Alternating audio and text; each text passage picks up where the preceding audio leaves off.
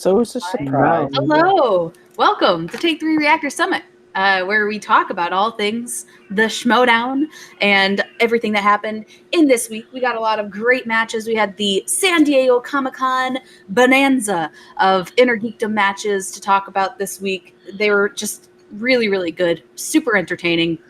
We also have a lot of news, a lot of great stuff to talk about, and we have a great panel, including a very super special guest, Mr. William Senor Beast Bibbiani. How's it going? It's all right if you pick a little fight bonanza. Bum, ba, bum, ba, bum, ba, bum. I don't know the rest of the words. Hey, everybody. Hey. That's fair.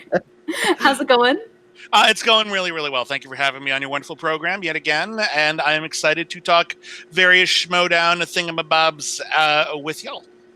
Yeah, it's been a while, a hot minute since we've had you on the show. We're very excited to have you back now that my brain's a little more, not much more focused, but it's a little more focused to be able to have people on the show again. Not much more focused than we won't get there. But like I said, we've got a great panel. As always, we have Matt Kearns. How's it going, Matt? It's going very well. I'm excited to talk about all the Schmoedown stuff that happened last week, particularly that title match, because we saw my reaction. Things got emotional. It'll be fun now that my thoughts have now been processed. The Schmoedown, as always, making Matthew Kearns cry since 2016. When did you start crying at the Schmoedown, Matt? Campia versus Merle. Okay, yeah. You remember your first Schmoedown cry? That's amazing. That's amazing. No, that was Riley versus Merle. That was my first cry. I think that's fair. Malcolm Lay is also joining us. Also, as always, our great panelist, Malcolm Lay. How are you? I'm doing good. It's a bright, sunshiny day over here, and just ready to talk the Schmoedown. Perfect. It's Sesame Street. Malcolm lives on Sesame Street. And joining us for the first time, he's new to Take 3. I don't think we've announced it yet, but he is. No, we have. Oh, we have? Perfect. Well, no one doesn't watch Rankum. I've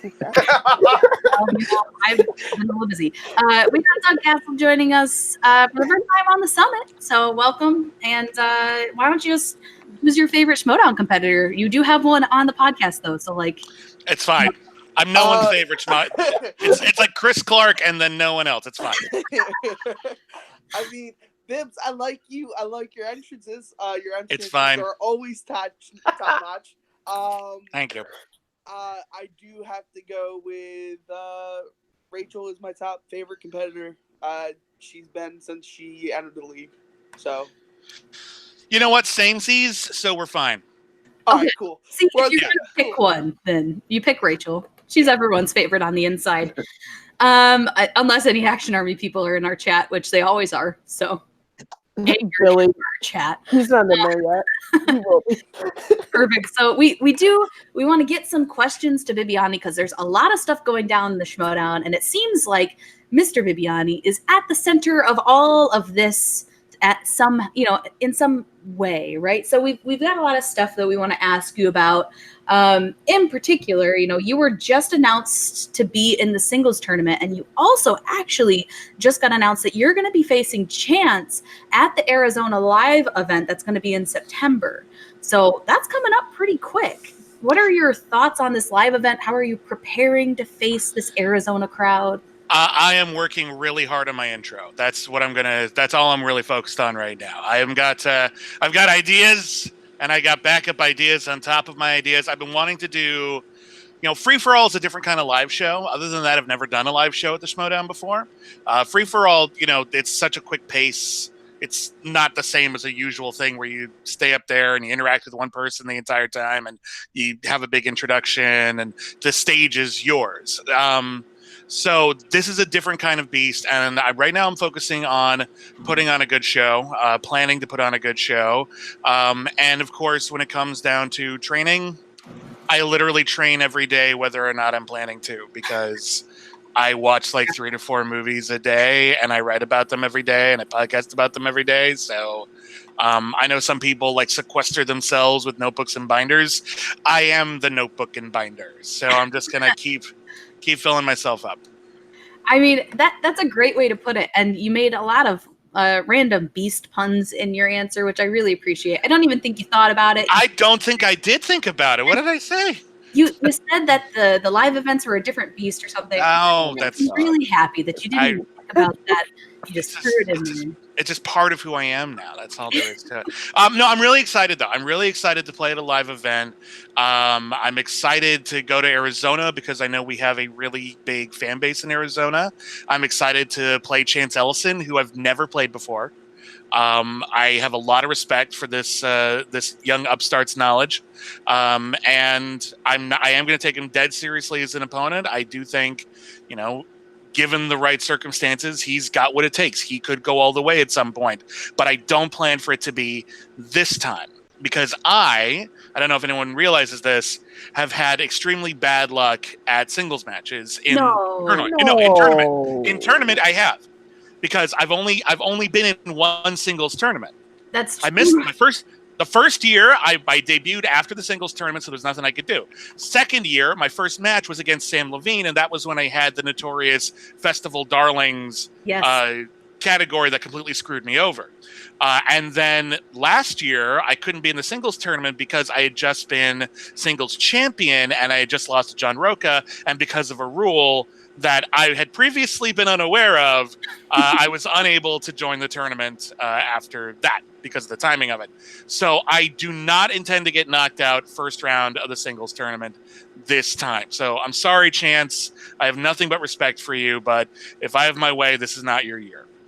Well, and you have to think your performances recently have been very, very good, very on point, especially Free For All. Again, Free For All, where you 2 years in a row owned the entire event, other than winning it. But that's neither here nor there. You can't win everything.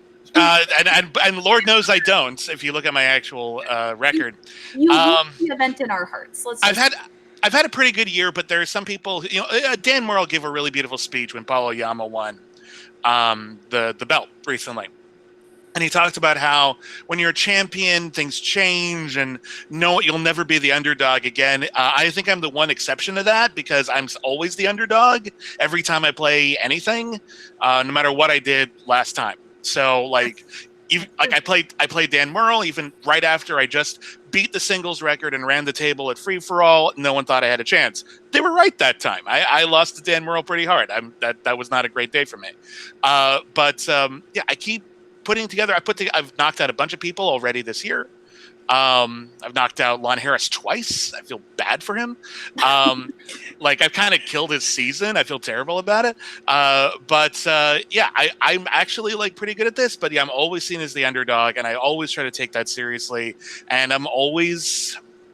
I think after Free For All, I'm not sure I have something to prove, but it always feels like I have somewhere else to go and some other achievement to tackle. So I've been the singles champion before. I've never won a tournament before. I want to win the tournament this year. That's the plan. Hey, and that's a perfect plan. And who else has been a constant underdog has been Mike Kalinowski until just recently. Has always been the eternal underdog. So there's definitely a way to get out of that. And I think that you can do it. I believe in you. Matt, have anything that you would like to ask? I asked it right as his camera goes off. Do you have anything you want to ask Bibbs while we have him on?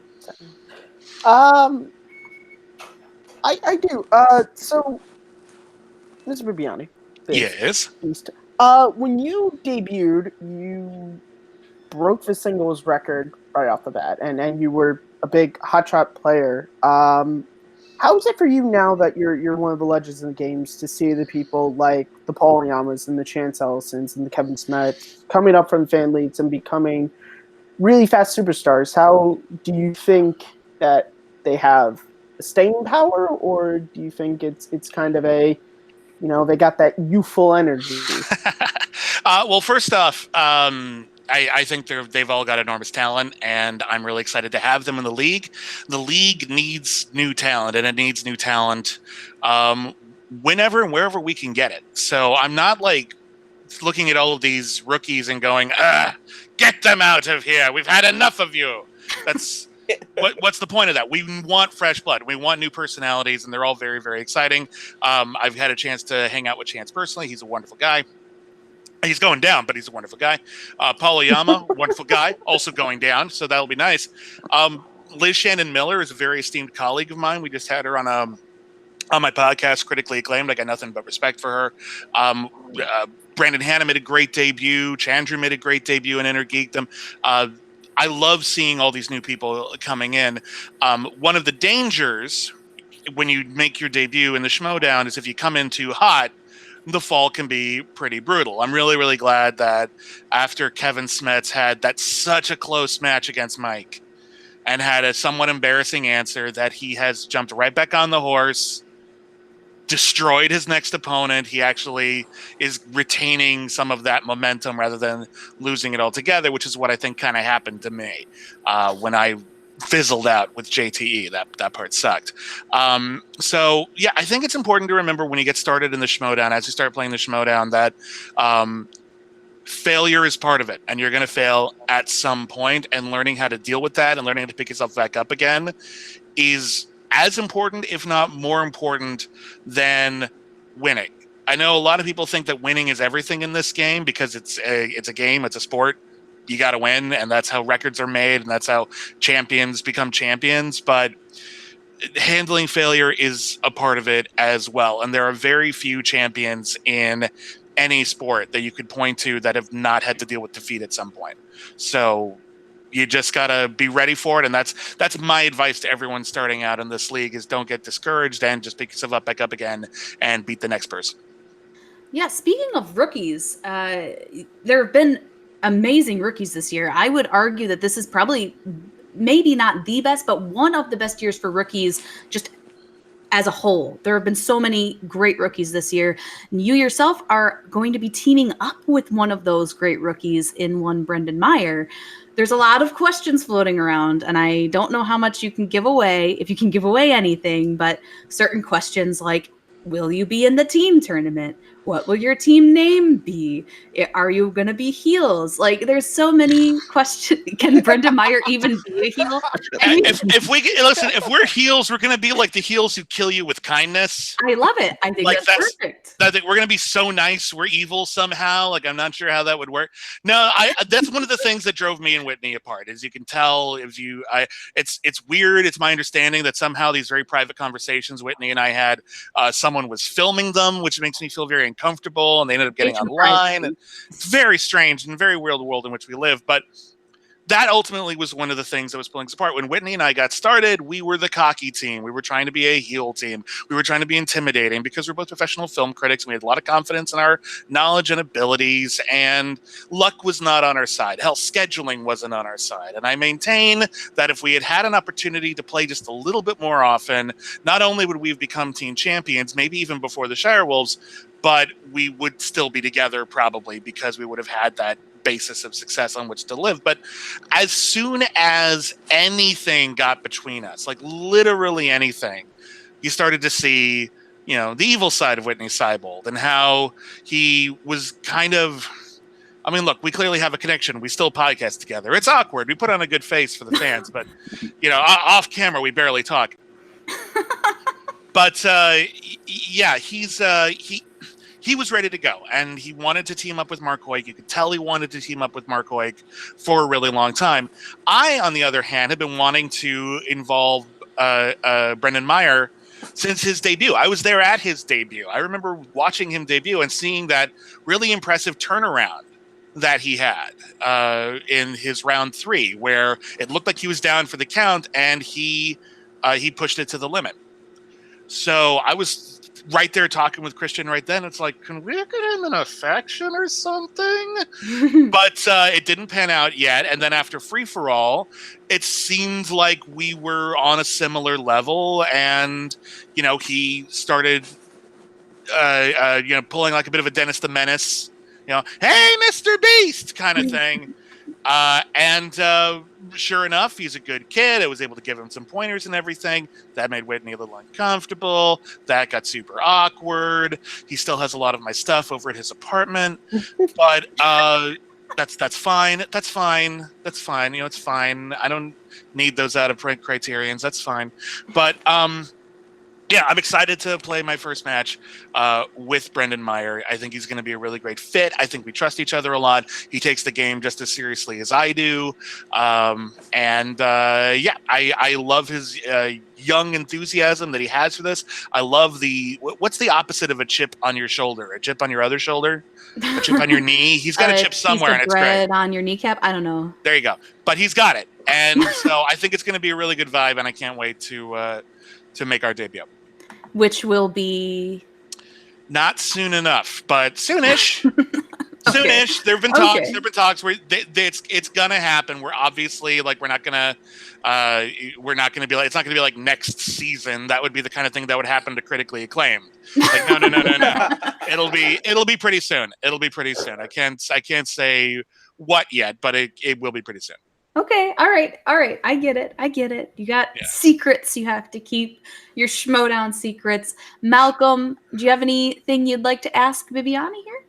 Yeah, I mean, hypothetically, if you are in the team tournament, is there anyone you don't want to face? I mean, it's interesting because we're still waiting to see the results of the next team championship because we still got. I think it's going to be Shower Wolves versus. Is it Shower Wolves versus Corruption? That's confirmed? Yeah. Okay, so either of those teams, just no thanks, pass. I'm good. They're obviously rather talented. However, there's a part of me that really wants to go up against Corruption because I think that my team with Brendan Meyer has the potential to be the anti-corruption. I mean, you saw what Mike Kalinowski did.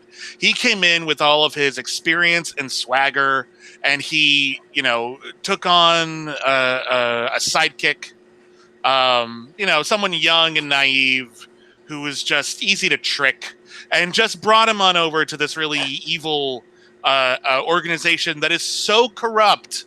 They not only put corruption in their name, but they misspelled it. It doesn't get a lot more evil than that. So I on the other hand, I want to be a positive force in the Schmoedown. So it would be kind of nice to see me and the kid team up, get together, take on corruption, and defeat them so much, so powerfully, so decisively that they finally see the light and turn towards the path of goodness and righteousness. And I think that is my ultimate dream. But again, I'm not sure how many teams are going to be in the tournament. I'm sure it's only a matter of time before Brendan and I find ourselves facing off against the Self-Righteous Brothers. And I know that will be an event that could potentially shake the earth to its very foundations. I weep for the internet that day because everyone's computers might just blow up from the sheer unbridled competitive power. I mean, I watch all the matches off of my TV, so please don't blow up my television. It's big I said computers. And expensive. Okay, I said computers. TV should be fine. Okay, as long as my TV's going to be okay. So you mentioned wanting to bring some more goodness into the Schmoedown. Another person that's been spreading a lot of terror has been Robert Meyer Burnett. We want to get your takes on what's been happening with him recently. He's turning into Thanos, apparently, making new rules. Okay, let's slowly roll right there. Jay Washington is Thanos, and unfortunately, he's the mirror Thanos, where he's actually kind of a nice guy. So we're good. Robert Meyer Burnett, I think I feel like he's more like Lex Luthor, just kind of mad with power. And at first I was like, oh, thank God. Oh, he's only going to be here a month. How much damage could he possibly do in a month? And then he puts himself in charge of the tournaments, and I'm like, oh God. How much worse could this get? He's more corrupt than corruption. How is this possible? And then he said he was going to add rules to the rule book. Well, I'm okay. Here's the thing with the rule book. I actually agree that we need a rule book. I think we need a proper rule book officially set down in the guidelines. We've had rule summits before, but not everyone can make it to that. And then there's confusion on the playground. It happens. So I think we do need a rule book. What I really hope, though, is that Robert Meyer Burnett doesn't just write up everything in crayon on a sheet of paper over a weekend and then send it out to us. I hope we actually get to see the rules. For example, I want to make sure, because we've all seen how look, it's easy to win a game if you bring in a ringer, right? So I want to make sure that there is officially a rule in the rule book that says there is a rule that says a dog can't play. Like if an Airbud comes in, we just need to make sure. I want someone with a clipboard to say, actually, there is a rule that says a dog can't play the Schmoedown because it is an unfair advantage. They're so cute.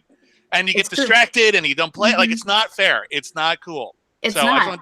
We need to have an official rule book. We need to have an Airbud rule. We need to have specific rules about grammar and spelling. A lot of us are on the same page with that. Not all of us are. There's still some confusion about it. So issues about articles, if a word has an A or a the at the front, when is it necessary to write it down? We need to all be clear on that. So I'm actually entirely fine with the rule book. I hope we get it on nice, leather-bound copies that we can sell on the Patreon. Like that's my fantasy. I've been joking that someone's gonna have a pocket-sized version, and when they want to make a challenge, they're just gonna pull it out and be like, Article 3, subsection 7 says they should that. They should be issued to everyone who plays. Perfect. And there can be specific rules for inner geekdom and the like, and that's fine. I love it. I also agree with his rule change about instant rematches for champs. Mm-hmm. I think two wins was a little low, considering how in this modern era of the Schmoedown, how much more often champions need to defend their belts. That's true. It feels like it's happening every other week. There's like a championship like every month at least at this point. And that's fine. And we should have it because they're big matches and they're really exciting. But when you're already top flight enough to get to the top tier, winning 2 championship matches in a row isn't that unthinkable. Mm-hmm. 4, whatever number we pick above that is going to be a little arbitrary, but 4 seems fine. Okay. So I just think it's a good idea, and because you don't want the same champions having rematches over and over and over again, and it's the same 3 people fighting for the belt every single time. We don't want that. We want more people to have at least an opportunity to win, even though ultimately it's probably going to be Dan Murrell and the Shire Wolves just and Rachel Cushing just going right back up there every single time. But at least let their opponents be someone different once in a while. So, well, I mean, it sounds like to me that you're not as angry as Robert Meyer Burnett as he wants you to be, is what I'm hearing. He hasn't screwed with me directly yet. I'm not happy with how he treated Emma Fyfe. Obviously, she's one of the most important people behind the scenes in the league. I think she's one of the important people in front of the camera at the league. And, we've all saw that mysterious footage that leaked online of that private meeting between him and the family, in which he didn't just get them a match with only stupid answers, but he basically just said, I think this will be an easy win. Obviously, I don't support that. Who would? I think the family is having, frankly, just I think they're getting a bunch of lucky breaks so far, and I want them to fight to see them. Here's the thing about the family, or as I like to call them, Drew McQueenie. Drew McQueenie does the work, and Andrew Guy tries to psych out the opponents. It's a good system. It's worked for them so far, but I'm waiting for them to take on tougher opponents, because I think it might be a situation like when Andrew Guy was very briefly on a winning streak last year. He got a couple of people, he took them off guard, a couple of sucker punches, and then when he had John Roca, someone who was seasoned, someone who had been working out all year, and he just took him to school. So I'm just waiting to see if that happens. Anger half the chat. Oh, I see. We usually get a fair crowd of Action Army people in our live chat. I haven't seen any yet, so maybe we're safe. But well, I think Ben Bateman is doing great. It's evened out. Okay, it's evened out. Doug, do you have anything you'd want to ask Bibbs here? Yeah. First of all, I think it's a robbery that you were the first person to actually say we need a rule book, and then Robert Meyer Burnett was like, yeah, I'm going to take credit for it. Because you definitely mentioned it, like, I don't know, 2 seasons ago? Hey, guys, let's get a rule book on the table. But if I'm if I can pick your mind a little bit, out of players that don't play anymore, who would you like to see return to the league? I mean, Sam. Sam owes me a match, because Sam, our first match was kind of BS. Like our first match was not. I'm not a big fan of making excuses, but this time I'll make an exception. That I had a real screwy round. I want a real match against Sam, and as soon as because here's what happened in that first match with Sam. Sam beat me, regardless of the reasons. He beat me. He deserved it. He moved on. And you'll recall if you watch that match, that singles match, that first round tournament match with me and Sam Levine. In my post interview, I sent him out as my avatar. I literally told him, go be a champion for me. And he did. And as soon as my turn finally came around to take my championship back fair and square, what did he do? He fled. So I want Sam Levine to come back just once, just one match. If he wins, he wins. That's fine. I want him. That's my fantasy. There's a lot of people I miss, though, at the Schmoedown. I miss seeing people there. Brianne Chandler is one of the best and most entertaining people we ever had at the Schmoedown. She raised the entrance game. Her and Stacey Howard, but like they raised the entrance game so high. And also she was a really great player. And people don't give her enough credit for that. And so I would love to see her come back someday. I'd love to see Jason Inman come back someday. He's just literally just one of the nicest people. Just period. Like in the world. And I thought he brought a really good energy to it, and he took it really seriously, and he knew his stuff. I'm sure there's a ton of people that I'm just blanking on right now, but I would love to see everyone come back to the Schmoedown. It pains me to see people leave. So it's one of the reasons why I'm excited that Mara Kanopik is back. I think she's wonderful, and I can't wait to see what she's going to do now that she's returned. You're muted. I'm muted?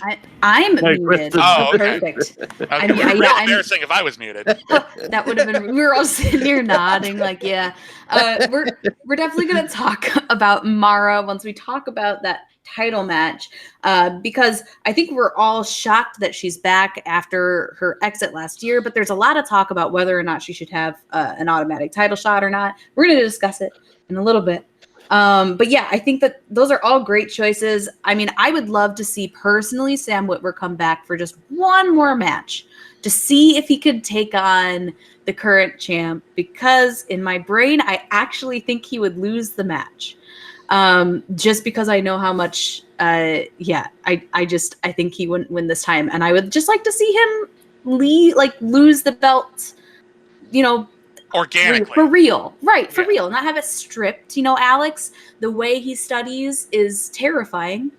And I just don't think anyone can beat him at this point. So we'll see. But it's going to be a real question for Star Wars going forward if he doesn't come back for just one more match, in my opinion. But we do have just a couple more things to talk about, because you have a number one contender match that you can use because of the free-for-all, and you haven't used it yet, Mr. Bibbiani. What are you waiting for? Are you waiting for a changing of the guard? I'm waiting for the right moment. Let me tell you something. Literally every contenders match that you have seen since I've got the MVP at the free-for-all, literally every single one, what you don't see is that right behind the curtain, I'm there doing this. And I'm just like, is this it? Is this the moment? Is this the moment? Nah, I'm tired. And then I just don't bother that day. Like, doesn't matter if it's Inner Geekdom, singles, teams, hell, Star Wars. Like, I'm always there. Just ready to pounce. So I'm waiting for a good moment. I'm waiting for a good matchup. I don't want to get in the way of certain things. Like, for example, if like the fight between Ben Bateman and Andrew Guy had been a number one contenders match, I would have let them have that. Wouldn't have been weird if I'd showed up. So I'm waiting for my moment. I am glad actually Robert Iburnett extended that a little bit, so I don't have as much pressure. Because what's going to happen is now it's tournament season coming right up. So that kind of takes away a lot of opportunities I have to use it, because no one knows who's going to be in a contenders match until the tournaments are over. It does take a lot of the edge off of it for me, though. Like, if I plan to do better in this tournament season than I've ever done before, but if I don't, okay, I'll just show up. Like, I'll just pop in the middle of anyone else's contenders match and just like, by the way. So believe me, I know I still have the contenders match. And you know what's scarier? So does Dan.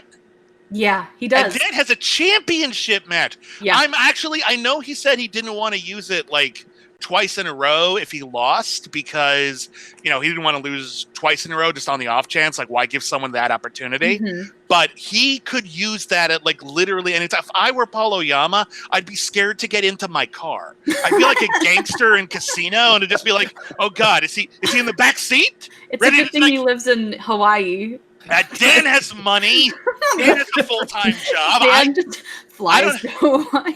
I don't have a full-time gig with one of like the biggest YouTube channels in the world. Like, Dan has the money. He can fly to Hawaii and just like jump out of a volcano at Polyama and just be like, ha ha! And then like Mark Ellis pulls out some cue cards. That could happen at literally any time. I'd be terrified if I was Paul Oyama. I'm sure he's very scared. I would be. If I had Dan breathing down my neck every damn week, like, I no think way. we all would be. He's very nice, but at the same time, like, he's scary. He knows his very stuff. Intimidating. He knows his stuff. That was still like, I mean, it wasn't like a down to the wire sudden death victory Paul Oyama had over Dan Murrell, but that was not a runaway either. No, that was a couple of fortunate rounds went Paul's way, and and that's the thing with the third round. As the questions get more specific, if you know a lot, you'll probably do well, but the last round can screw over anybody with just some question that you haven't seen that movie or recently enough. So Dan is going to get that back. It might not be against Paul because, who knows who he's playing next, but Dan's going to get that belt back. There was this brief period this year when Dan Murrell had the singles belt, Rachel Cushing had the Inner Geekdom belt, the Shire Wolves had the team belt, and Alex Damon had the Star Wars belt. And a part of me felt like could hold this forever. Well, it's just like this is right. Yeah, this is the way it's supposed to be. Like they're just the tops in their field. Yeah, I mean, everyone falters once in a while. Everyone's going to lose a belt once in a while, but this kind of was just like, I don't know, like the super team, like the all-star Avengers or whatever, where just all of the top flight characters are in one title card. So now with that, it's getting mixed up a bit, and we got your Paul Oyamas and your Mike Kalinowskis.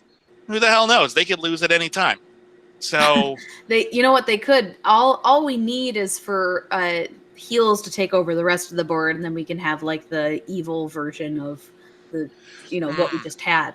Legion of the Doom. Megaverse version. The Legion of Schmoedown. Perfect. I love it. So that was, great analysis on when you think those free-for-all title shots are going to happen. Another place, this is my my transition here. Another place to find great hard-hitting analysis is on triviasd.com, the home of the movie of Trivia Schmoedown online. The person who runs it is you, Mr. Bibbiani. So why don't you tell us what's happening on the website, what people can find there, and what you are so excited, because there's so much that comes out. Articles and news stories. It's so impressive, the team you have put together for this. We have a lot of great people who are writing for us. We have more than one brilliant Tim. That's how many great Tims. So many Tims. We got Tim. We got Tim. We got Jack. We got all of these really talented people. Frank is currently working on a big project. Frankie Stats Janish is currently working on a big project. We're hopefully going to unleash it pretty soon. I have to go through some of the particulars on that. It's part of my job this week. Hopefully we'll debut it sooner than later, but the site is about to expand a bit and give you just this whole new wealth of information to have. So I can't reveal more than that just in case it takes longer than we want, but soon. So check on out triviasd.com. We have the updated rankings. We have the updated stats. We have analysis almost every day. On the off days, we at least have the links to the new matches and everything. There's a lot of cool stuff. So I hope everyone checks that out. Yeah, for sure. Actually, it's a thing we do, but Matt likes to do fake commercials, basically. So he they're real commercials, but whenever we mention triviasd.com, he has a thing he always says. So let him say it because it'll bother us if he doesn't. So Matt, feel free. I feel like triviasd.com, it's a great website, but what all great things, websites, TV shows, what they need is marketing. So Mr. Bibbs, I have a commercial that I have. It will not take too long to shoot for triviasd.com, and I also have a slogan. TriviaSD.com for all your movie trivia Schmoedown needs. Just rolls off the tongue. It's great. I dig it. I need to see the proposal for the commercial. I can't just greenlight the commercial based off I have a commercial. Like, we need more than that. But the slogan is pretty solid. The slogan I'll give you is very efficient. I can give you the proposal. Send me the proposal. We'll talk. Oh my gosh. Well, perfect. Basically, all we do is whenever we say it, Matt goes triviasd.com for all your movie trivia. That's the whole thing. Yeah. Honestly, that's a great assessment, and I appreciate that. So thank you, and thank everybody who's reading it. By all means, just come on over. We try to have new content every single day, and I'm really proud of all of these people who are so passionate about the Schmoedown that they can't help but write about it. How exciting is that? That's a really great feeling. Thank you to the many Tims on the Schmoedown. And everyone else. Everyone else is doing great too. It just amuses me that of all the people in the world, we have multiple Tims. I think it's great. Well, I'm glad that you gave all the Tims a home. We're gonna talk about this live event that happened because there was a lot of stuff that happened during this thing. I know you don't have a ton of time, so just if you have to jump off, just let us know. We'll let you plug all your podcasts, your many podcasts. Thank you.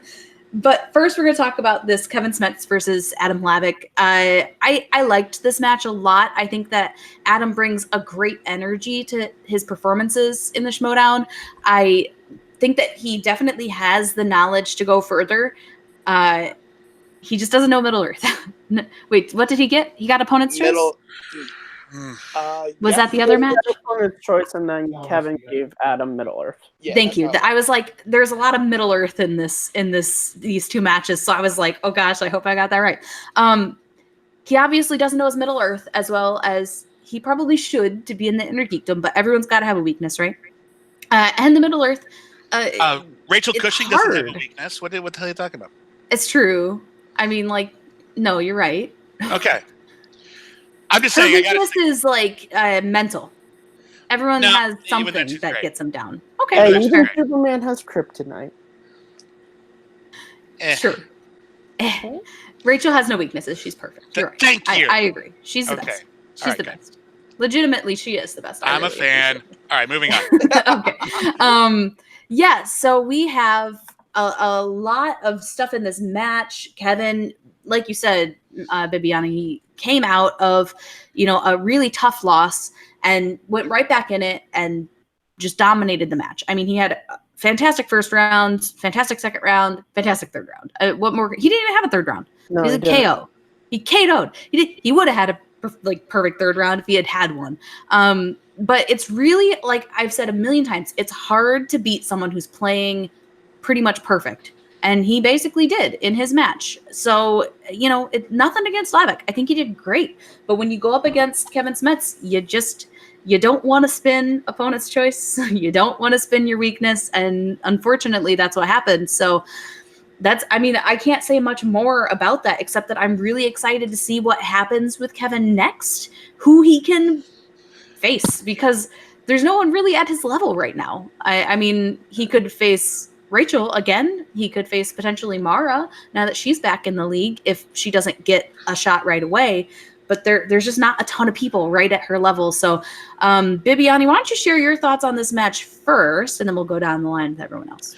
Sure. Yeah. Again, as I mentioned before, Kevin had to win this match, I think, in order to rescue his rookie season. Because although he destroyed everyone in his path, it's easy to let one win get in the way of your momentum, get in the way of your mojo. And indeed, he annihilated Adam Hlavik. There's a lot of factors that go into a live match, and specifically a Comi-Con match, that I think it's really important not to forget about. Adam Hlavik isn't just at Comi-Con specifically to play. He was also working there. That puts him at a slight disadvantage, at least in terms of energy, just because he's been working all day. He's been covering all night. He's busy.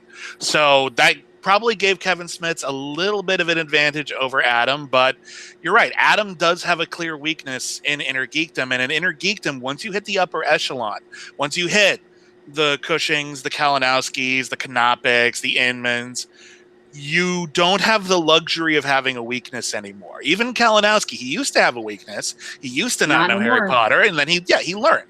He took it that you have to take it that seriously if you want to get the belt. If you just want to play, you can afford to not be that great in Star Trek or whatever. But if you want a belt, you have to know it, and you have to know it inside and out. It's one of the reasons why I'm excited that Mara Knopik is back, is because she actually does know. She doesn't really have a weakness. She's good in just about everything. She knows material from throughout the entire inner geekdom sphere. However, that doesn't mean that the only person Kevin Smets can possibly face next is either Rachel or Mara. I mean, we do have some promising new rookies. Mm-hmm. In addition to people like Emily Rose Jacobson, who had a rough first match, but you hear her talk now. She's taking it way more seriously now. She knows what she's in for. I really wouldn't necessarily bet against her on a next match because I know she's getting more involved and getting more into it. But Brandon Hanna is no slouch. No, not at all. Yeah, Chandru is no slouch in particular. No. They're both quite good. They're both great. Yeah, they're both really, really good. They both had rock solid first matches, even if it hadn't been a fatal 5-way. Both of them would have had impressive debuts, and we would all be looking at them as like the next Smets. But because I think it was a 5-way, because it got a little muddled, because even though Chandru was great, he couldn't win because someone else is the only one person can. Mm-hmm. I feel like that match doesn't get enough credit for introducing some really cool people into the league. Hell, if Chance wants to, Chance can do it. Yeah. Chance did okay. He was third he was very respectable. It was a very respectable turn from someone who isn't a professional inner geekdom player. Like, if he wants to, if he does the work, he could be a potential triple threat. Yeah, so, that's true. Again, I'm looking forward to people stepping up their game and making inner geekdom as competitive as it needs to be, because it's Omega level competitive at the higher tiers, and at the lower tiers, it's just matches. I want people to really step up their game. Yeah, and that's something that we've noticed as well, is just that the competitor pool for a couple months was so small, but then they brought all these rookies in. We haven't really seen any matches from them since. I know we're getting one between Brandon Hanna and Emily Rose Jacobson soon, which thank you so much, because we need these rookies to have more matches. In my opinion, the rankings just don't match up to give anyone a match against Smets yet. But if Brandon wins, I think there's a good argument to be made that maybe he could get a match against Smets next, or one more match and then get him. It's just a rankings thing, in my opinion. But at the same time, the pool of inner geekdom players isn't huge anymore. They're rebuilding it. So sometimes you have to do matches that don't make a lot of sense on paper. Matt, what do you think about this match? And what do you think about like potential matches for Smets coming up? I thought this was a really good match. I wasn't shocked by the outcome, and that's nothing against Adam, but going back to what Kevin said when he was on the show, how like he had already prepped for Mike, who we kept saying was the best competitor in the league to not have the belt at that point when they played. So like, and it wasn't really the time between his match against Mike and his match against Adam. There wasn't really a lot of time for him to like fall backwards and like, falter. And especially the way Kevin knew he had messed up, and Kaiser put him back into that dungeon and got him working. And I think Adam is a terrific player. I think he showed it. I mean, you got a points choice and you got Middle Earth, which is not his strong suit. That could happen to. It could, and it happens to literally dozens of great Schmoedown competitors. So yeah, it was all in all, it was a good match. I'm happy Kevin won, because I really like seeing him win, because I think he's a good competitor for Geekdom. Because I think he's as a rookie, I think he's someone who is making older competitors and newer people getting into Geekdom work harder, because they see what he does. He's improving the league, I think, certainly. As for people he could play, Rachel, as of right now, because we're not sure what's happening exactly with Mara, Rachel seems to be a logical next step. But I think if you get a couple of matches for Brandon Hanna and he wins, I think a Smets Hanna match could happen. And you kind of saw that with some cutscenes with Kaiser. And also if you're part of the Hitman page, you saw Kevin and Kevin Brandon had some choice words and photos shared between each other. So that just makes me want that match to happen. Yeah, so, the Hitman page is where it's at if you want random. that was so between amazing Kevin because Brandon.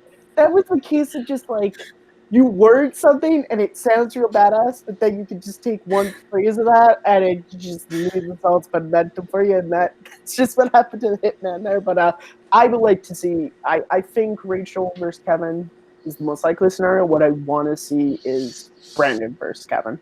Yeah, I would love. I mean, I honestly just want to see what happens with this next match because I think that, like Bibbiani said, I don't think Emily Rose Jacobson had her best game in her first outing. I think she has more to give. It was very promising her first match, but now that she's more invested, I think that there's definitely more we're going to see from her in this next match. So it's going to be a good one. I really want to see what happens here because it will definitely change the way I think about the rankings in Air Geekdom and who should face who and all this. We also need to figure out what's going on with Mara and so that we know who should actually be in contention for the belt at any time. Because I think Kevin, whatever his next match is, should be a #1 contender match, just in my opinion. And so yeah, Malcolm, what do you think about Smets versus Slavic? Who should Smets fight next? Yeah, I mean, Smith versus Adam was it was an entertaining match. It's just one of those ones which was unfortunate on Adam's case that he was busy at Comi-Con, so he probably didn't have as much time to study as he would have liked. But it was fun, and to see him come out, Emily Rose Jacobson was a nice surprise. It wasn't until that I completely forgot they worked together on Hyper RPG, I believe. Yeah. But so, and maybe think that if they ever became a team for general movies, I don't know how good either of them are, then that could be an interesting team up. But as for who Kevin should fight next, I think, I just had a look at his record on triviasd.com. Home of all of your trivia. But for all your trivia Schmoedown needs. But his record is really high for someone like Hannah and that to face. So I think the next logical one is probably either Mara or Rachel, depending on what happens. Because I mean, he's never faced Rachel before, so that could be an interesting one. And it's such I'm friends with both of them, honestly. So it starts murkying my waters when my friends are fighting my friends. Break Christine Smith, and please, everyone, make Rachel and Kevin happen. Please don't.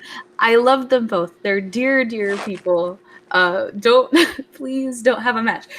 No, they probably should. In my opinion, I would love to see that happen. I think that they're both super committed to the trivia, to the game, to everything. I want to see it happen. I also don't want to see it happen because I'm going to have to say to one of them, look, Kevin, you're great, but Rachel's going to win this match.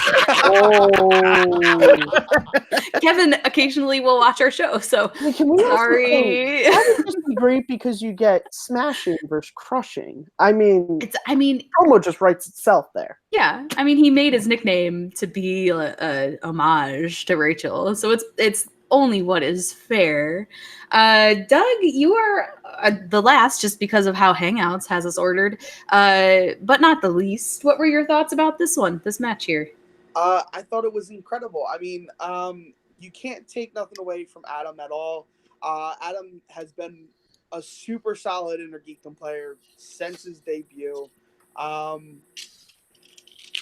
I think, like Bib said, he's working the entire event. It's not enough, he didn't take enough time to prep, and sometimes just tiredness. I mean, Christian, when he ran a 3-hour event and had to play a championship match, he was completely exhausted during that match. What happened? He lost. I mean, it's exhaustion takes key. I actually have a prediction about what's going to happen. I think if Brandon Hanna makes his next win, I think he'll be put in a 4-way contention match for a number 1 contender slot. I think it'll be him versus Smets, and I think it'll be the match that everybody really actually wants because we want them both healthy. I think it'll be Cushing versus Mira. I think we want that second match. I know I do, because that first match was an intense match, and if we can get a match 2 like that, I think it'll be insane. And then I think the winner of both those matches will go on for a number 1 contender match. Perfect. I mean, I think we're all kind of saying around the same thing. Kevin, hopefully in the near future, is going to be back up for contention for a belt, because I mean, he's paid his dues. He's fought his battles. He is an intimidating competitor, and I can't wait to see more battles from him. But we do have this title match to talk about, and this match kind of broke my heart in many different ways. Besides the fact that Rachel lost, let's get that out of the way now. And I'm really upset that she lost, because I really wanted her to defend this Inner Geekdom belt. Even if she lost it again, I wanted her to have one defense of this Inner Geekdom belt. She worked so dang hard for this thing, and to watch her lose it was just really sad for me. But at the same time, on the other hand, you have Mike Kalinowski, who, if there's anyone in the Schmoedown who's studied harder than this guy, step forward. I mean, Bibbs, it's your job. I don't know that you can count those hours to your studying, but he studies so hard and for Inner Geekdom and singles/teams. Like, he's just, from what he was 2 years ago to what he is now, to me is crazy. Because 2 years ago, I never would have said, oh yeah, he's going to go to Inner Geekdom and beat Rachel Cushing. It just wouldn't have happened. And I mean, it's mind-boggling. And you can tell just the amount of hours he's put in. When Shannon, his girlfriend, came out with him to celebrate, like, the relief that was there that he got that belt back, that he finally beat Rachel, I mean, really just tugs at your heartstrings as well. So it's hard to be mad that Rachel lost, because Mike is definitely a worthy competitor to have the belt. But then it's also terrible because Rachel lost, and that just makes me sad. Doug, you were the last one to talk. I want to make sure that you're not the last one to talk again. So why don't you talk first? What do you think about this title match, Mike and Rachel? I don't actually know. Well, I do know. You said your favorite's Rachel, so I don't need to know who you had. I know who you had. You had Rachel. I had Rachel with this in the bag, and the moment I knew that Rachel kind of like let this slip was the betting round. As soon as she lost that betting round, you could see it in her face. She started to give up a little bit. And she started to kind of be the Rachel pre-Shire Wolves Rachel. Anybody that's watched her since her beginning, she used to get down on herself a lot. And then her and Clark kind of, lamented this thing, and she gave enough backbone, and she was great. She had this super confidence, and I think she got down on herself because she bet 3 points on a question that I actually don't think is one of her strengths. I don't think DC is one of her strengths.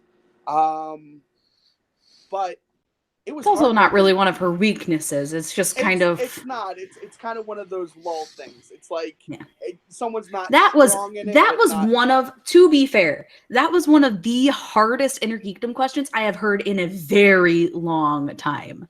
That's one of those questions that you know if you read the comics. Yes. But in the movie, it's not important. In the movie, it's really minor, but in the comics, it's a big deal. Completely agree with you. It is like one of the least important things about a movie that objectively most people find to be the least important comic book movie of recent years. It's just, that was a brutal question. Just brutal. Sorry, I didn't mean to interrupt you, Doug. No, you're good. I 100% agree with you, which is why in the case in a championship round, do you bet 3 points and take the risk? Or do you play it safe, bet a point, and still be in the lead? Well, if you look at what happened between Paul and Dan Murrell, Dan Murrell played it safe. He was up by a certain amount of points, only bet one question for horror, which he actually, I don't know if it's one of his main strengths, but he's always been very good at the category. I'm not sure I agree with that. Early on, Maybe that was not actually one very of his. good. Remember when he lost to Roca? I believe it was on the Recently, Burbs, then. the Dante movie. I think he's a little conservative in that category. But recently, he's been fairly solid because I know that Mara's a big horror fan, and I believe that she's been making him watch more. Especially like October. I remember she was posting, they were watching a movie a night, and he was watching them all with her. So I think he's been trying to fill that gap in a little bit. And recently, he's been a lot better than he used to be, for sure. I agree with you 100%. I don't think you can say it's a great category for him, but I was shocked when he put 1 down instead of 2. So there's when you're ahead, playing conservatively is fine. But then at the same time, when you just saw someone playing conservatively who was ahead and then they lost the match, those 2 extra points can mean a whole lot. So you win big or you go home, sometimes. So it's a lot of things to think about when you're in a championship match, for sure. It is. And not to take away from that championship between Dan and Paul, Kalinowski's going to get that DC question. He is. Yeah. He is. Yeah. And you play it safe on that one just because he's going to get it. It's playing the game at that point. Always been about. For me, it's always been about that. I mean, that's something that can I speak right? That's something that Ben Bateman strives for. Playing the game more than you're playing the trivia. That's fair. And it's heartbreaking at the end of the day. For me, I've been a Rachel fan since Nerds Watch. And I was heartbroken when, Ken did what he did. I was like, you bastard. It was painful memories. But no, in all honesty, I think it was a heartfelt fight. I just think that she lost a little bit of her confidence during that round, and that's what hurt her in the speed round. Because she's been on fire during the speed rounds. She knew every single answer except the one that she actually buzzed on. I think she knew that one too. She just got tripped up. So it's so hard to say like the speed round, she really failed the speed round. She knew everything. It was just Mike was just that much faster than her. This is one of those times where someone loses and it doesn't feel quite like a loss because everything just seemed like, other than that round 3, to me, it just seemed like she knew everything coming up to the end of the match, and it was just not how the match panned out. I know that you're probably going to have to leave soon, so I want to make sure we hear your thoughts on this as well, because we know that you love Rachel so much. I do. Again, she lost. There's no denying that. But and it wasn't as tight a match as it was earlier this year. That much is true. However, again, the Schmoedown is evolving in ways that I don't think a lot of us really anticipated. Live matches are not the same as a match in a studio in a very controlled environment, a much more relaxed environment where, if it doesn't start on time, so be it. We're all running a little late. There's a lot less pressure in that environment. And not everybody who is the type of person who memorizes movie trivia and spends all of their days watching living and breathing movies is necessarily going to be equally good in front of like this giant audience with all this pressure at Comic-Con.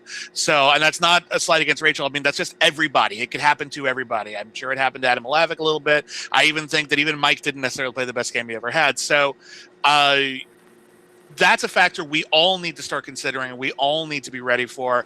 And it's going to lead to some really rough matches, I think, for some of us because, it's just a different beast in a lot of different ways. So, and you see Rachel, she's talked online about how she performed. She thinks she performed really, really well under the circumstances. It's not her ideal scenario.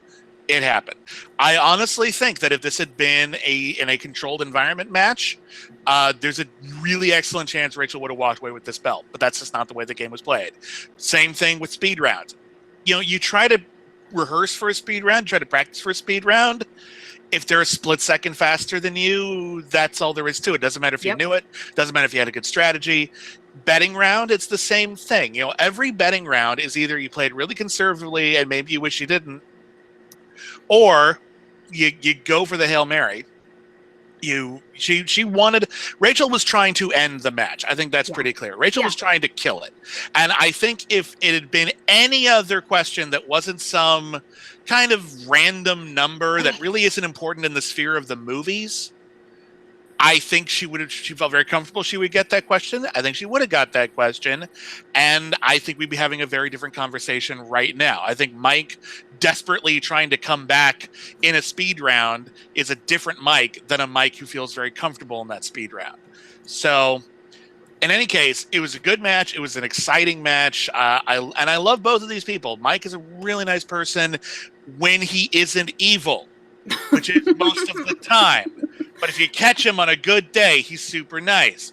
Rachel is one of the coolest people I've ever met. She's really awesome, and she knows more about movies, and specifically in her geekdom movies, than I think anyone in the league. Yeah. It was a rough day for Rachel. It was a good day for Mike. He won it fair and square, but man, there were a lot of extenuating circumstances that just don't normally exist in the Schmoedown. So that's what makes these live events really exciting, though, because anything can happen. Arguably the greatest player of all time can indeed be felled by Mike Kalinowski, who is excellent. Yeah. He's excellent. Yeah. He wouldn't be up there if he wasn't. He's excellent. So he deserved it. Fair enough. But, another day, who the hell knows what happens? In fact, actually, we do know what happens because she's beaten him like 3 other times. It's true. Yeah. Yes, I mean, if you replayed this match 100 times, I think it would probably come out in my mind to be really close, percentage-wise, of wins to losses. I think it would be like probably like 45-55. Like, I think there's a fair chance that Rachel wins a good number of them and a fair chance that she loses a good number of them. But I do have her on top more often than not in this kind of match. It's just the fact that it was live, the fact that she missed that round 3 question. There were so many like weird things. The other thing that no one's mentioned yet that I found really interesting was that wheel.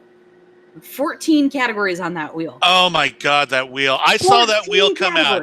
I saw that wheel come out and I was like, where did you find that thing? I think, is that the original wheel? Because I thought we burned that. That wheel was the bane of our existence, and it totally changes everything because there's so many more categories. 14. So there are way more categories on that wheel. That totally changes their perspective. That changes your strategy. That's a very different game than a wheel which has, I think, 12 categories that are on it now? Not very many. And when you start breaking down the percentage of it, I did this on the rundown Trader when I was on. Trader. I started going over percentages because the corruption likes to wheel hunt, slice hunt. So they put their 2 up there that they know they like. They have competitor's choice, and so they always try and go for the ones they know. Right? So if you're a smart person, you start studying on your opponent's strengths that that they always put up Pixar and they always put up James Bond. You start studying those categories, and then all of a sudden you have competitors or spinner's choice. You have your opponent's 2 categories that you're very good at, and your 2 categories that you're very good at. Oh man, 5 out of whatever, 9, 8. It suddenly becomes a huge percentage. But then when you have 14 categories, it's not such a big deal. 5 out of 14. So yeah, that makes live events crazy for competitors. I know you said this thing is going to completely change the way the live games are going to be played. Are they sticking with this for every live event? Is this just a one-off thing? How do you even prepare? Because you have to do this in just over a month. Yeah, I actually don't know. I need to ask. That's a good point, and I should ask them what the wheel scenario is going to be, because wheel preparation is one of the few things you can actually prepare for. Yeah. Because you have a general sense of what's going to be on that wheel, because again, people get to ask for their strengths. So that is an excellent point, and I thank you for that, and you may have just won me the game. Welcome. Sorry, Chance. Doesn't watch our stuff because hey, Chance! She's on my side. Cool. He's not a true friend. He doesn't watch our content. You're welcome. But that came to my mind when I was watching that match. I looked at all those faces and I was just like, holy hell, how do people study for 14 categories? It's craziness. So yeah, insane. I'm glad that it's an actual wheel, just so that people stop complaining about the digital one. But then at the same time, that completely changes everybody's strategies. Just throw them out once it's a live event. You don't have a strategy anymore when it comes to the wheel round. yet. You might fix that. See if you can practice on the little wheel. I don't know. Like, a part of me is just like, screw it. Get the digital wheel. Put literally every category we have on there. Yeah. Just like, let's just make it a real test. Let's just go nuts. You know what? I'm down. Screw it. I'll take whatever. It's fine. So you're just gonna get like the weirdest categories that have only ever been spun once, and yeah, we're gonna get movies that starred Pauly Shore and Tia Carrere. Yeah. Nothing but jury duty, baby. Perfect. Matt, what'd you think about this? Before I go off on wheel tangents anymore that I already have, what did you think about this title match? Well, if you guys want to see my immediate reactions, you can check out my reaction, which I posted to this channel yesterday. Hey-o. Hey, plugging away. Listen, I love Rachel. You guys know this. I talk about her all the time. Rachel's amazing. Rachel is top 5 for me. I love her. But I also love Mike. Everybody knows that. Maybe they don't. I don't know.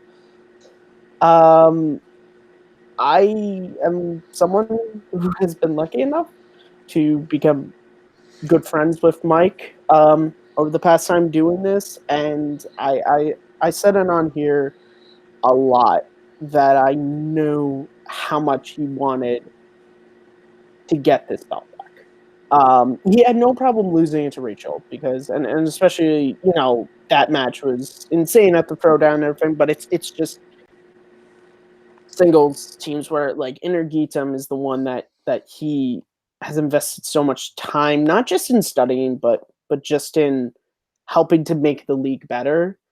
And so, as a fan of his and a supporter, it was really great to see him win. It's one of the few Schmoedown matches that I've had tears. You guys can watch. I actually cried when Mike won. I thought the moment with Shannon was so lovely because if you listen to how Mike, talked about his match, Shannon really does support him and helps him, and it's one of these things where it just sucks to have another one of your favorites lose, to have someone else win that you really like as well. But I thought this was a great match. I'm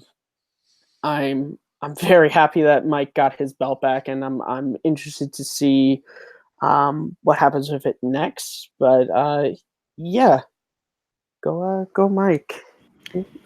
Yeah, we had this whole plan where when I introduced you, Matt, you were going to bah, and that didn't happen, and I'm really upset about that. All right. Well, because you didn't set me up. All right. I asked you how you were. You're supposed to go bah. Bah. Okay. Well, because when I bah, I feel like ever since the Andrew Guy Dan Merle thing, when I bah, it's evil. I didn't want to be evil. This is good times. This is celebrate Mike.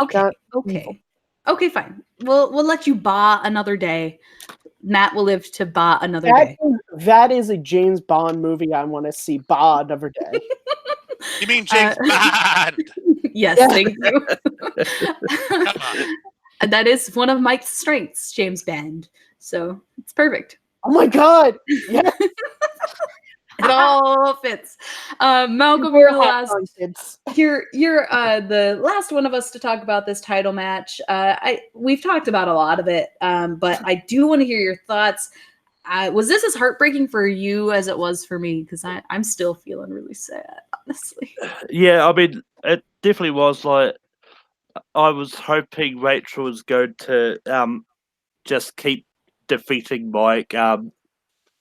But now we can't say that Mike's never defeated Rachel now. So, but it was still a great match. Like, Mike's still in my top 2 of in a geekdom compared to his, like, both Mike and Rachel are probably destined to fight for a while. But with Smets and Mara sort of coming up there, it's going to be maybe a while before they fight again, if anything. So it's definitely going to be interesting to see what the future is for Inner Geekdom. So yeah, I'm with you. I have no idea what the upcoming Inner Geekdom looks like, because Mara's thrown a big wrench into kind of what in my brain was going to happen. I was like, well, if Rachel loses, she'll get a #1 contender spot probably, and then she'll face Smets, and then they'll have this, and then Mara comes out, and I'm just like, I have no idea what's happening anymore. Everything, all my notes, I'm just going to tear them up into tiny pieces and I'm going to throw them like confetti. And that's it. That's all that's going to happen. Yeah, so I have no idea. The landscape of Inner Geekdom has changed with one tiny thing. Because Mara Kanabik, as we've said many times, is officially back. It's only kind of a question whether she gets that title match or not. And I'm just going to put it out there. I personally, as excited as I am that Mara is back in the league, I love having the female representation. I love that, we're getting that back in the league in such a big way. I don't think she should get a title shot right away. I think that she needs to, especially in this, like if she loses again, I know she stepped away for her mental or her health or whatever. She stepped away for a personal reason. I don't want her to come back in right away and not have a good go at it. I want her to have another run. I want her to be able to, sit there and figure out, because the league has changed. Even in the few months since she's been away, it has changed so much. I want her to have time to sit and figure it out and process how to play Inner Geekdom now, because she has the knowledge, but it's not always about the knowledge. It's about sometimes the strategy. And so I think that she needs to figure out some of these new competitors. She needs to learn the strategies there because she's going to go up against them whether she has the belt or not. So that's just my opinion. I don't think she should have a title shot right off the bat, but maybe she gets a #1 contender shot. I would love it if the next match coming up would be Kevin Smets versus Mara. If you wanted to make it a 3-way, throw Rachel in there too. I don't really care. I think that I want her to have at least one more match before she goes up for the title, get her used to everything that's happening, and then let her go crazy. That's all I think. I know you're a huge fan of Mara as well, Bibbiani. What is your take on this title shot? If she should jump back in right away, or if there should be a little bit of more work involved? I know it gets a little more personal when you're a competitor on these kind of opinions. But as much as you can say, what's your opinion? First off, I'm going to say that as involved in the Schmoedown as I am, not just playing, but also, I run the site, I know some behind the scenes stuff. I had no idea that was going to happen. I had no idea. That took me completely by surprise. Did anyone know?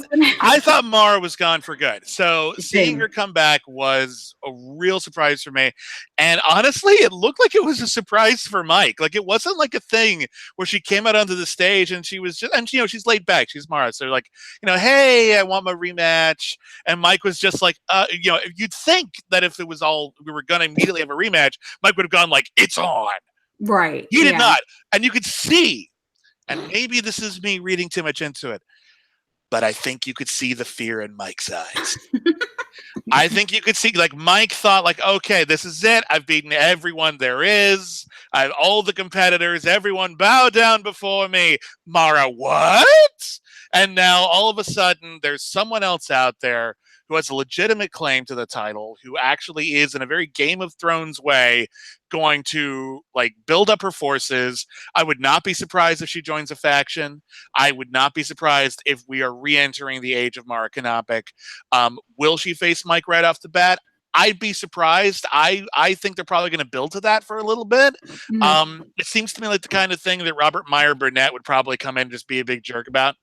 And just be like, yeah, no, you're gonna have to do at least a contenders match or something. But who the hell knows? Yeah, so anything he's can happen. A little confusing. I mean, that is his league, right? I mean, Inner Geek, they're all his leagues right now. Evil laugh.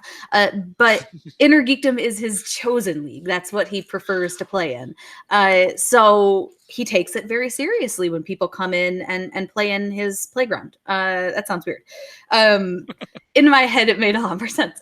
But yeah, I mean, he's going to take it very seriously. And as evil as he is, and I'm sure he wants to throw a wrench into Mike's whatever. A monkey in the wrench, you would say? Sure. Yes, sure. I mean, I'm sure as much as he'd like to throw a wrench in Corruption's whatever gears, at the same time, I think he's also not someone who's just going to say, here, have a title shot, even though it was a stipulation in the past. This is a new regime.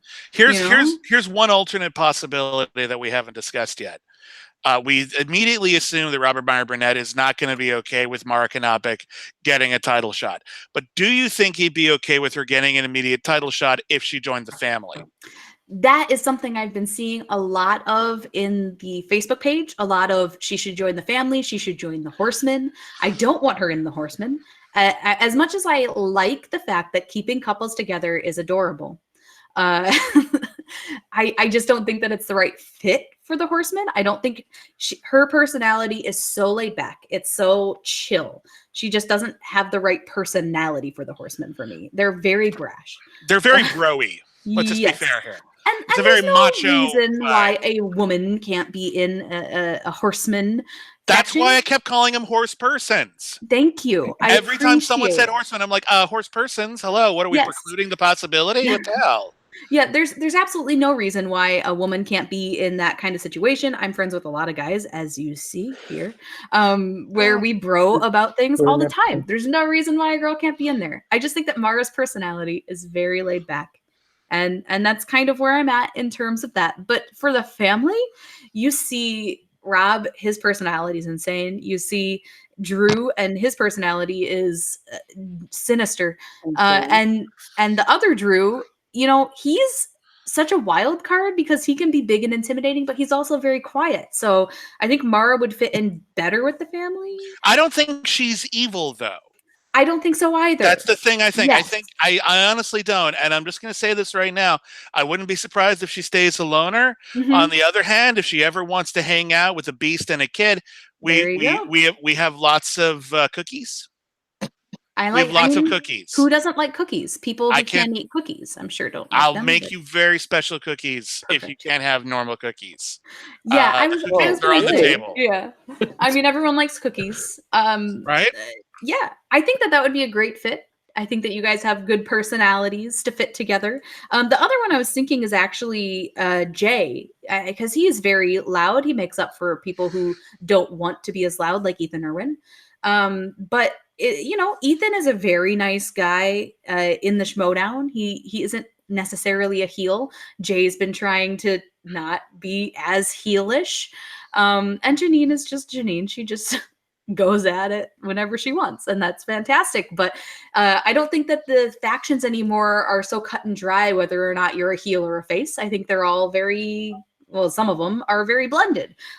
Like Time Machine, I think is a little more up in the air whether or not they're a heel faction or a face faction, in my opinion, because they're a little bit of both at different times. So I think she'd be a good fit there too. I'd like to see that. They don't have an Inner Geekdom player. They don't have an Inner Geekdom player, so it'd be a good fit there. But Bibbs, if you have a faction that we don't know about, if I have a faction, I don't know about it. I'm just saying that if Mara wants to talk about it, my door is always open. It's in the corner of the Schmoedown in the back, where I have that podium and also those weird phones. Matt, I know we were talking beforehand, and I think you're kind of on the same page as me with this Mara thing. I do want to, just let you talk about it for a second, and then we'll move on to Malcolm and Doug and everybody. But I know Matt's thoughts, so let's get you out of the way first. I don't know Malcolm. I don't know Doug. Oh, Matt. This is what happens when you know everything before we start a show. This is what happens when you bro with It's true. It's Chris. true. Mara is great, and she is a former champ, but I have a real issue with champions who left the league for whatever reason getting immediate title shots.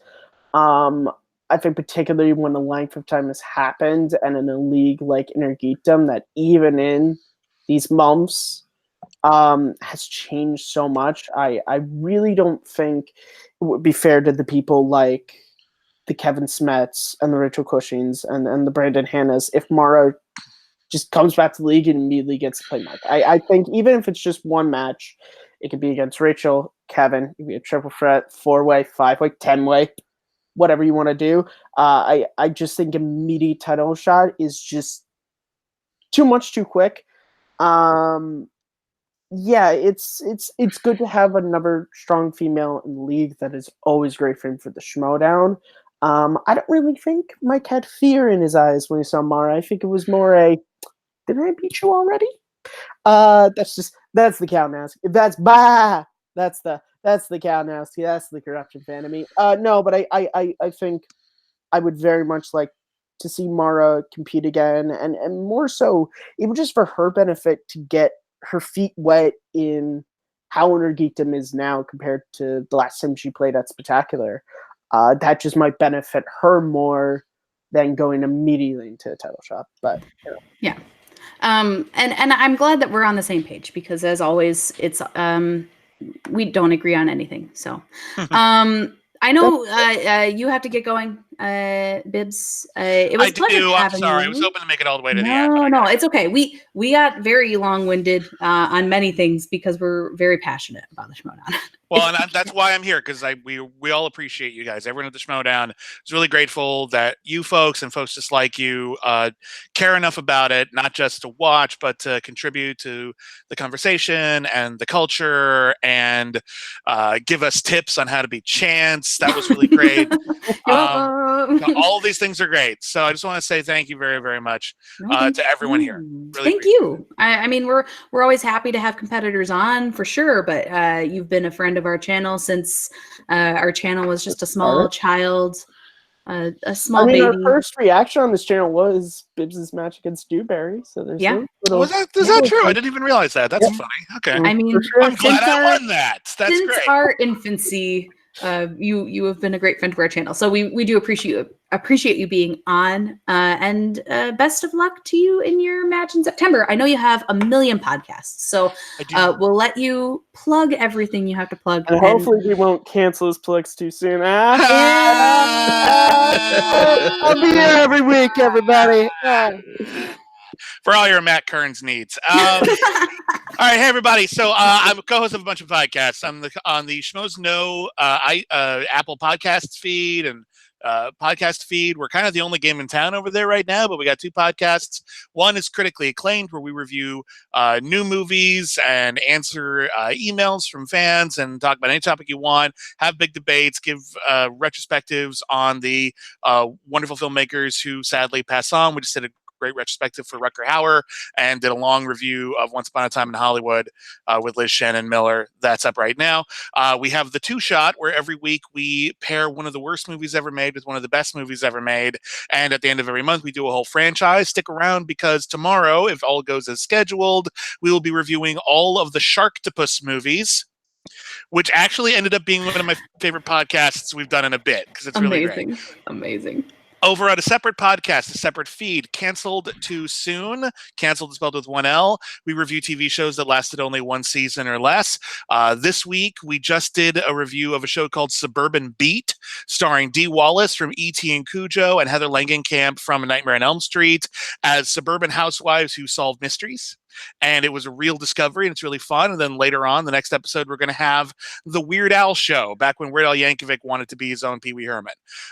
So a lot of good stuff over there. And if you go to our Patreon page, patreon.com/critic acclaim, not critically acclaimed, that was taken. Critic Acclaim, on the other hand, that's all us. And we got a bunch of exclusive podcasts over there, including reviews of TV, movies, and miniseries. All Our Yesterdays, where we review every single episode of Star Trek in production order. Only the Best, where we review every single nominee for Best Picture at the Academy Awards in chronological order. We're going to be recording a new episode of that tomorrow. We do commentary tracks. We've already done Raiders of the Lost Ark and I Know Did Last Summer.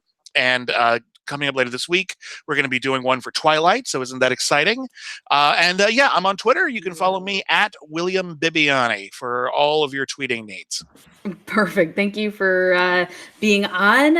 All of your projects sound How did thrilling. I not know about that Star Trek podcast? Well, it's relatively new. It's relatively new. Every year at the Patreon, we try to add new content, and so the Star Trek podcast we just started doing in May. So there's I think we've done about 6 or 7 episodes of it so far. With the cage, or did you ignore it? We did the menagerie. We did the menagerie first off. We did the original pilot with the original cast, and we're doing everything in production order. When we get to the movies, we'll do those in order. You got my respect for doing that, Mr. Bids, as a TOS fan. We are going to have to pick up the pace on that soon because someone ran the numbers, and if we do it like every other week, like we started, it'll take us 29 years. So we need to pick up the pace on that one, but we will soon. That's the plan. We will soon. We just needed to get a good start to get a good head of steam going, but we'll pick up the pace real soon. Yeah. Perfect. Well, we thank you so much for being on. We're looking forward to everything that you have going on in the near future, and wish you all the best. Hopefully, I'll be there in September. I hope to see you there. I hope to see everyone there at Schmoedown Live in Arizona on September. I think it's 14th. I've gotten it wrong on Twitter once already, and now I'm gun shy about it. But we're going to try to make it real special. So I hope everyone shows up and has a really great time. Perfect. So, and, bye, everybody. Thank you for the great podcast. Thank you. See you later. Growl, growl. Growl, growl. Growl, growl. All right, guys. So we're going to tell them that I'm poor, so I will not be at or something. We're gonna let Matt. We'll talk Doug. Let Matt. Let me just start. Doug, why don't you tell us your thoughts on Mara Knopic as we jump back into the topic before we got interrupted by Bibbs leaving. Bibbs is the best, by the way. Great friend of our channel. We love having him on. It's been a hot minute, so it's good to have him back. But Doug, what are your thoughts on Mara? Man, what a weird. That's hard to get back into. It's a transition. How do we go? We'll call it that. All right. What's your thoughts, man? I pretty much explained my thoughts. My thoughts are that I want a Cushing Mara 2 to happen before anything. I think that match last year was one of the most intense matches I think I've ever seen. And they both weren't at 100%. Imagine if they're at 100%. And then I feel like I just think that she wasn't prepared for the loss. I think everybody beefed up her head so much that she didn't think she was going to lose. And when she did, it took its toll. It took its toll. Just like how eventually it took its toll on Dan. And Dan was like, yeah, you guys didn't know this, but this is my retirement. And then that was may have been my first Schmoedown cry. I think my first Schmoedown cry, if we're going here, oh wow. The Blue Up Fairy was such a good moment, but bad moment at the same time. It's true. You were like, how does the creator? No, Kristen, you should know this. You should know this. Actually, ETC. When they lost. That's true. Yeah, ETC that was when they bad. lost. That was a bad one. Because they brought me into the Schmoedown. They introduced me to the whole thing. Because I used to watch ETC all the time, and they were like, "Yeah, we're competing in this trivia league thing." I was like, "All right, cool. I'll watch it." Watched it, backlogged everything else, watched everything. I was like, "I'm hooked." Sorry, got off topic. They're Raven will forever haunt me. Welcome to the summit, where we, up until now, haven't really been the summit. Doug, listen, this is gone, so we can just go back to being normal. We actually can't. We've been on for quite a long time, and we need to start wrapping up. So, but my take on Mara is, I think she might have just let the game get to her head. A lot of the comments get to her head, and then when it didn't pan out the way that she thought it was going to, it kind of, I don't want to say it broke her. But it kind of broke her spirits. And a disheartened person sometimes is a sore loser. And that's just what happened. And I can give her forgiveness if she comes back and plays. And just actually plays. That's all we can hope for. Any player that leaves to come back and play and give it their all. So yeah, and that's really all you can ask. If she feels like she's ready to come back, I'm all for it. I know when you have something going on and you need to step back, you really need to listen to yourself. You need to listen to your mind. Listen to your heart. Yeah, she made the right decision for herself, and that's all that matters. And if she feels like she's ready to come back, welcome back.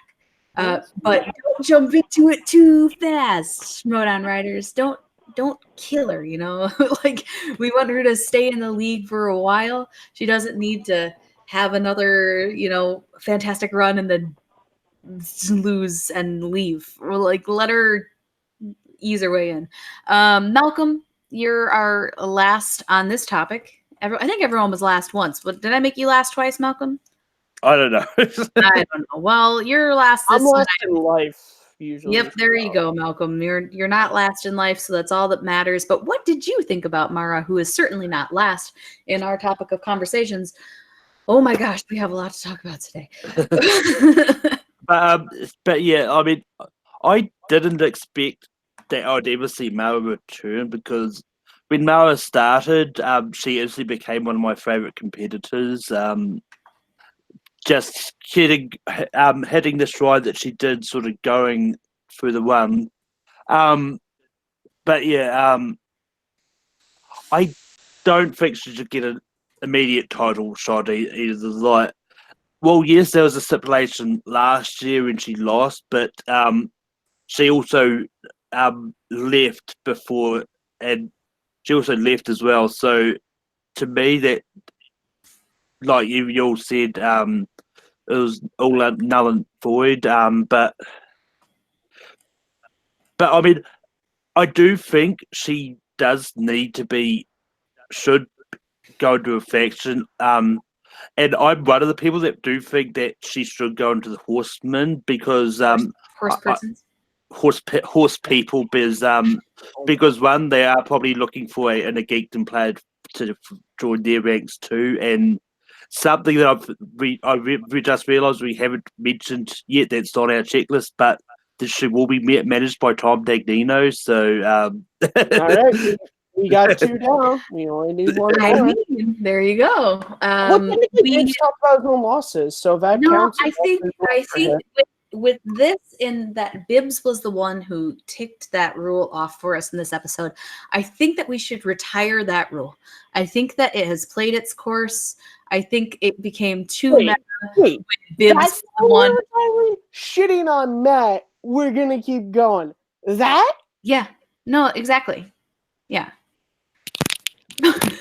Yeah, so this is an official retirement of the Take 3 Reactor Summit rule, where we always have to talk about Bibbiani having a really bad second match. It has been lovely having you as part of the Summit rule number 1, but we do need to say goodbye to you. So goodbye.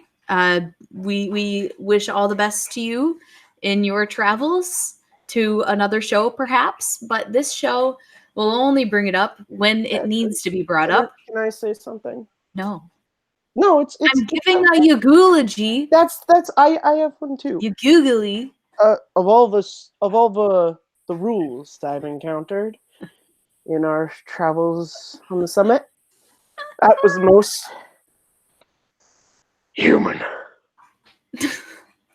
So we actually in the chat, the cool guy brought up that Mike's next opponent should be out of a random draw, and someone just walks out at Spectacular, and that someone's Robert Parker. So thank you, the cool guy, for getting that rule checked off. So we've got Tom, we've got Robert, and we've got shitting on Matt. So we're good. We have a complete summit. The only thing left to do and then Robert will take the belt from Mike. is talk about next week's matches. So, this week's matches. So, Only Stupid Answers versus the Family, and Paul Preston versus Rachel Silvestrini. If you guys don't remember Paul Preston, he was in the free for all, and I forgot who he was, but when we talked about the free for all, said that Paul Preston needs to be in singles. He was really impressive, so I'm glad he's coming to singles. He unfortunately is going up against my girl Rachel, so I hope he loses. But welcome to singles. Welcome to the Schmoedown, buddy. In terms of Only Stupid Answers versus the Family, I do have the Family. No offense versus Only Stupid Answers, but Drew McWeeny, man, he's scary.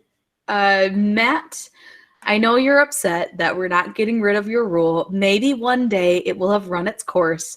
But who do you have in your predictions for this week's matches? I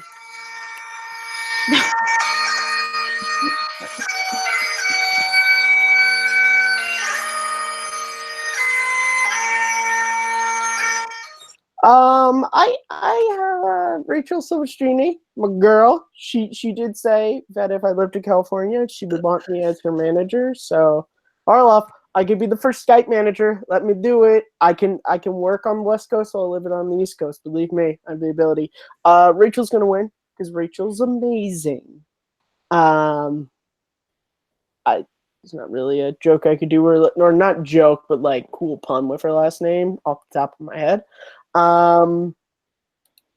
Yeah, the family versus only stupid answers. Yeah, I got the family. My boy Drew, Guy. They fucking teaming up their name. I'm so used to calling Andrew Guy Drew, so now he's teaming with Drew McQueenie.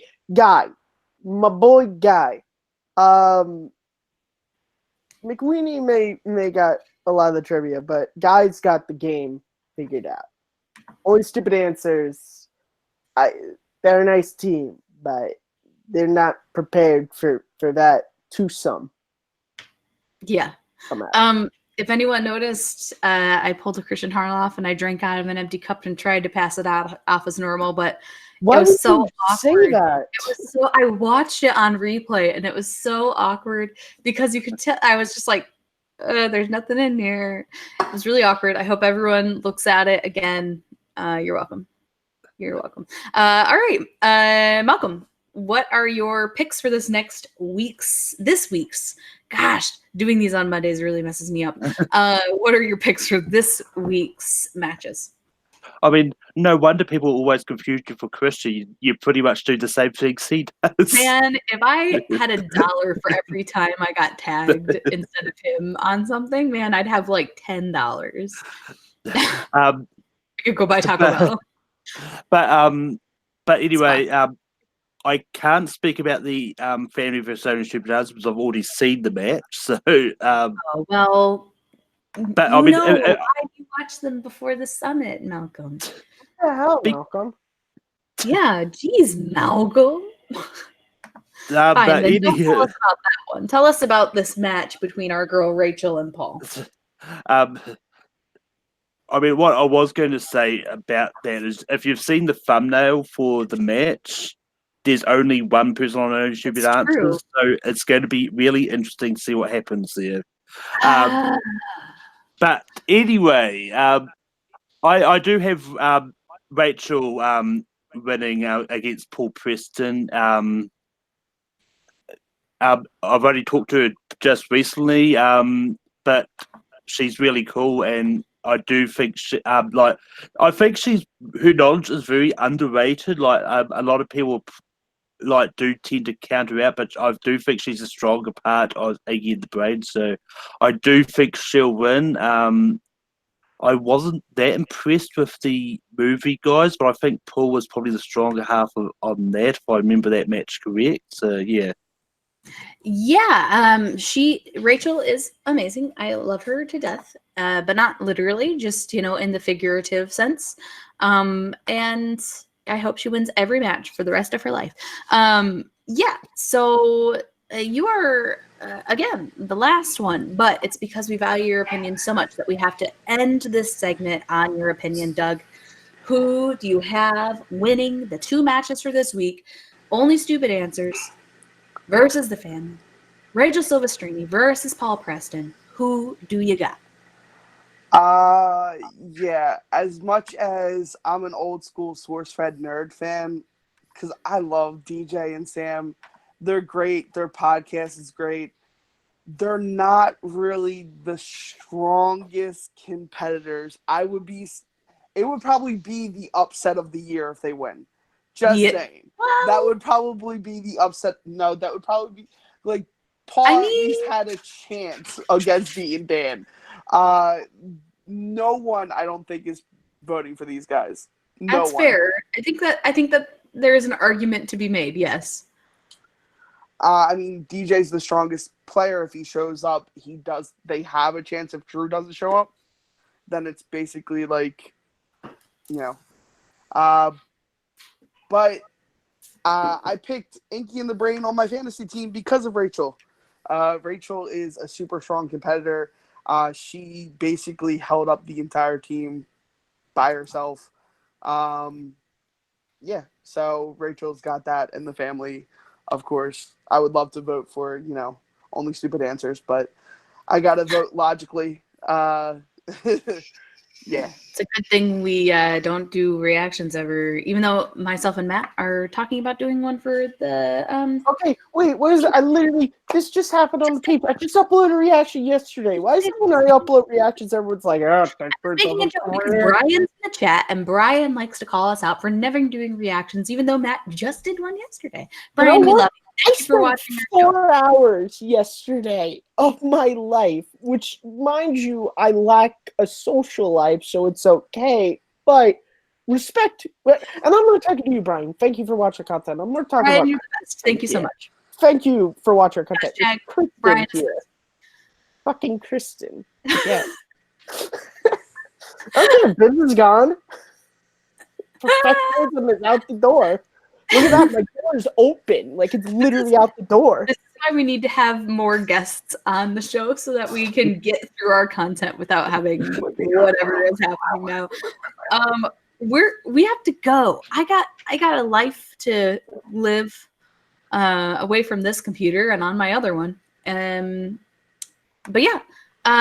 So let's do the things, the plugs, and figure out where you can find everyone on the internet. Paul, as our newest person on the summit, where can we find you on the internet? Did you call him Paul? I'll change my name to Paul. It's okay. It's a 4-letter name.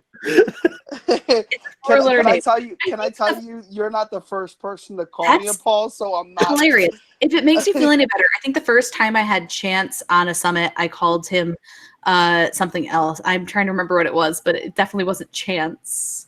That's it, guys. This is just Kristen Chase. Smith. I called him Chase. For that award, guys. By called him getting Chase. even the panelist names. Well, okay.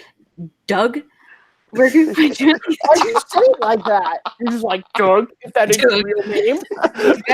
That's really your name. Oh my god. Douglas O'Dear, where can we find you? Yeah, you can find me on all the movie debates. I host, I commission 2 of the independent leagues that are out there. I'm here. I'll be on Rankum with Malcolm and Matt sometimes. Quack, quack, quack. Quack, quack, quack, quack, Quack, quack, quack, quack, quack, quack, quack. Matt, where can we find you?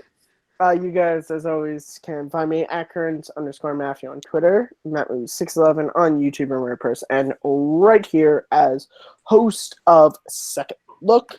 And you can also find me constantly questioning why I give up my time to be on the summit when there's a legitimate rule to make me feel bad about myself. Well, so there's that. Back to you, Rachel. You're just too good for us, and we have to keep you in check. Malcolm. I'm not. That's not true, and you know it. I'm not the one being mean to you today. You were the one checking your rule off the list. Let me just remind you. I would have forgotten. Malcolm. Wonderful Malcolm. Where can we find you? Well, according to the cool guy in the chat, I'm the new guy, so I don't know if that means I have to swear a lot from now on, but I'm not going to. How is the most in person on our channel, the new Andrew guy? But anyway, you can find me hosting Rankum every Sunday night, although this week is on Saturday because Sunday's gotten busy for me. How dare you be busy? Who do you think you are? Hey, you know what else we're going to be busy doing? Running fandom, that team league, right, Malcolm? No, I was getting there, but sorry, my bad. But the top this week's Rankum topic is top 12 moments in Harry Potter, which is going to be a lot interesting. You can find me hosting Full Metal Random every Tuesday. You can also find me competing in the fandom teams with Matt. We'll be taking down Future Shock very easily when we record that match. You can also find me hosting late TV fights, which premieres in August. I believe it's a couple of weeks from. Couple of days, but Yeah. Well, August is a couple of days, but I think we premiere next week with everything else. But yeah, and who's in that? and I believe the first match is going to be our very own Matt Kearns versus Jacoby Bancroft. So that's going to be a really interesting match. But yeah, you can also find me on Twitter, even though I don't post anything, and Letterboxd, or at Malcor. Perfect. Abe, do you have anything you'd like to plug, sir? That's a no. Okay, well, you can find it on Facebook. Yes, sir. I do. You can follow me on Twitter at AbrahamF25. You can follow me on Instagram at AbrahamF25. Please don't add me on Facebook. And you cannot, I don't care. I have nothing else to say. All right. Well, you can find me hosting this show, The Summit. If you don't know what the show is, I don't know how you've watched it up to this point without figuring that out. You can also follow me on Twitter, Instagram, and Stardust at Smith_K10, the number, not the word, even though I don't post anything on Stardust. And that's about it. That's all I do. That's all I do. Don't find me anywhere else because I don't want you stalking me. Thank you. No, you're all lovely. You wouldn't stalk me. I believe in you. I believe in you. Do great things. That's all we got. So thanks for joining us. If you haven't watched and liked on all the matches from last week, make sure you do that. It's important for all those fancy algorithms. But yep, so enjoy the Schmoedown, guys. Have a good day. Take care. Is that a new outro? I don't know. We'll do it. All right. Hey, guys, enjoy that show. Bet if you're watching this, you're not watching that one, you probably should. I like I like this as our new outro. But yeah, apparently we're still live. And, you know, it's good when you do a really good outro and